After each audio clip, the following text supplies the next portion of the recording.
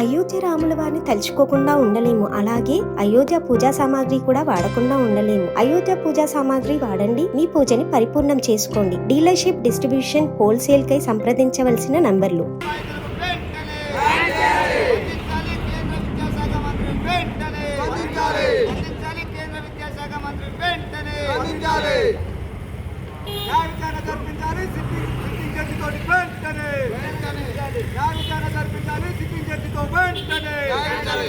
అప్పగించాలి రాష్ట్ర ప్రభుత్వాలకు నీట్ పరీక్ష నిర్వహణ విధానాన్ని. అప్పగించాలి రాష్ట్ర ప్రభుత్వాలకు నీట్ పరీక్ష నిర్వహణ విధానాన్ని.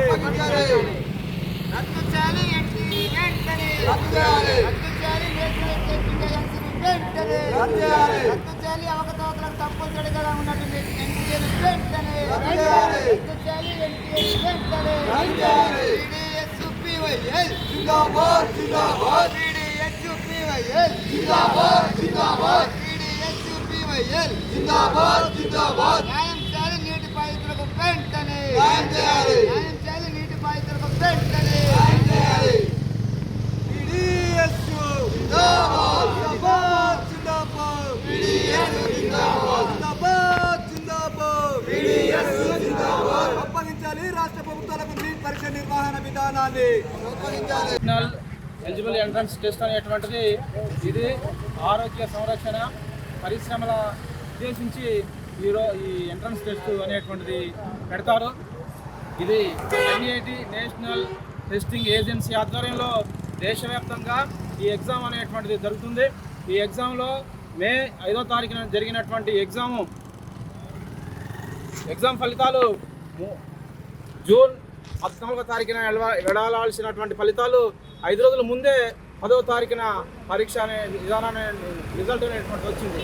వెంటనే ఏదైతే ముందుగానే పరీక్ష ఫలితాలు ఏదైతే వచ్చాయో వెంటనే అందరూ కూడా అనుమానాలు అనేటువంటివి వచ్చాయి. ఈ పరీక్షా విధానాలు దేశవ్యాప్తంగా 24 లక్షల మంది విద్యార్థులు ఎగ్జామ్ రాశారు. ఈ విద్యా విధానంలో బీహార్లో ఉన్నటువంటి పాట్నాలో కావచ్చు, గుజరాత్లో ఉన్నటువంటి గోత్రాలు కావచ్చు, ఈ ఎగ్జామ్ సెంటర్లో ఉన్నటువంటి పేపర్ లీకేజీ జరిగిందనేటువంటిది దర్యాప్తు సంస్థలు ప్రకటించాయి. అక్కడ ఉన్నటువంటి ఇన్వెస్టిగేషన్లో కూడా తేలినటువంటి పరిస్థితి ఉంది. అక్కడ ప్రధానంగా ఏంటంటే ఈ ఎగ్జామ్ ఫలితాలకు సంబంధించింది 24 లక్షల నుండి 30 లక్షల వరకు కొనుగోలు చేసినటువంటి పరిస్థితి ఉంది. 24 లక్షల నుండి 30 లక్షల వరకు ఎవరు కొనుక్కుంటారు అనేటువంటిది అర్థం చేసుకోవాలా.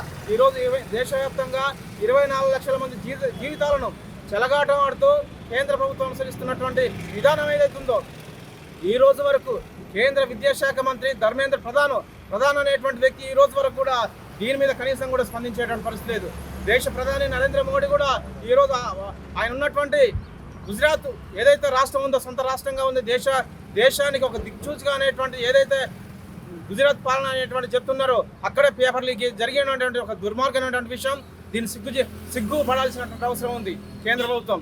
తక్షణమే ఈరోజు నీట్ అనేటువంటి సంస్థ, ఈ నీట్ అనే పరీక్ష ఏదైతే ఉందో ఇప్పటికే తమిళనాడు రాష్ట్రం ప్రభుత్వం మొత్తం కూడా దీన్ని రద్దు చేసి తక్షణం వెంటనే దీన్ని పరీక్ష నిర్వహించాలనేటువంటి తీర్మానం చేసింది. అట్లా మన ప్రభుత్వం కూడా రాష్ట్ర ప్రభుత్వం కూడా దీన్ని రద్దు చేసి వెంటనే దీన్ని పరీక్ష విధానాన్ని మళ్ళా చేయాల్సినటువంటి అవసరం ఉందనేటువంటిది కూడా తీర్మానం చేయాల్సిన అవసరం ఉంది. కాబట్టి ప్రభుత్వాలు ఏవైనా ఉన్నాయో ఈరోజు 24 లక్షల మంది జీవితాలు వాళ్ళు ఆగం కాకుండా ఏదైతే ఉన్నత చదువులు అనేటువంటి ఉన్నత వర్గాల వరకే ఉపయోగపడేటువంటి విధంగా ఈరోజు కేంద్ర ప్రభుత్వం అనుసరిస్తున్నటువంటి విధానం ఉంది. కాబట్టి తక్షణమే ఏదైతే PDSU PYL డిమాండ్ అనేటువంటిది తక్షణమే దీన్ని రద్దు చేసి వెంటనే మళ్ళొక పరీక్ష విధానాన్ని అమలు చేయాల్సిన అవసరం ఉన్నది. ఈ విధానంలో కూడా ఖాళీగా ఉన్నటువంటి భర్తలు కావచ్చు ఉన్నటువంటి వాటిని కూడా రాష్ట్ర ప్రభుత్వానికి హ్యాండ్ ఓవర్ చేసి ఫిలప్ చేసేటువంటి అధికారం ఇవ్వాలనేటువంటిది కూడా డిమాండ్ చేస్తుంది. ఈరోజు తెలంగాణ రాష్ట్ర కమిటీ అన్ని జిల్లా కేంద్రాల్లో PDSU PYL ఆధ్వర్యంలో నీటిలో జరిగిన అవకతవకలపై తక్షణమే కేంద్ర ప్రభుత్వం స్పందించాలి, నీటి బాధితులకు న్యాయం చేయాలి, NTAని రద్దు చేయాలి అనేటువంటి డిమాండ్లతోటి ఈరోజు అన్ని కలెక్టర్ కార్యాలయాల ముందు ధర్నాలకు, నిరసన కార్యక్రమాలకు పిలిపించడం జరిగింది. దాంట్లో భాగంగానే మహబూబాద్ జిల్లా కేంద్రంలో ఉన్నటువంటి కలెక్టర్ కార్యాలయం ముందు ఈ యొక్క ధర్నాను మనం నిర్వహిస్తున్నాం. ప్రధానంగా ఈరోజు మనం చెప్పదలసింది ఒకటే, తెలంగాణ రాష్ట్ర ప్రభుత్వం కేంద్రం ఉన్నటువంటి మోడీ ప్రభుత్వానికి వ్యతిరేకంగా ప్రతిపక్ష హోదా కలిగినటువంటి ప్రభుత్వం తెలంగాణ రాష్ట్రంలో ఉన్నది.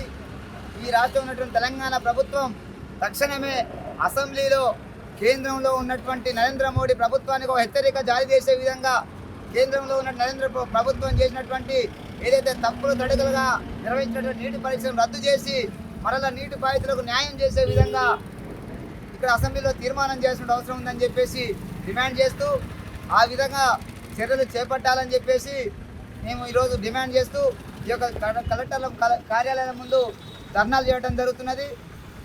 ఒకటే మేము చెప్పదలుచుకున్నాం, కేంద్ర ప్రభుత్వం తన ఆధీనంలో ఉన్నటువంటి అన్ని సంస్థలు నిర్వహణ చేస్తున్నది.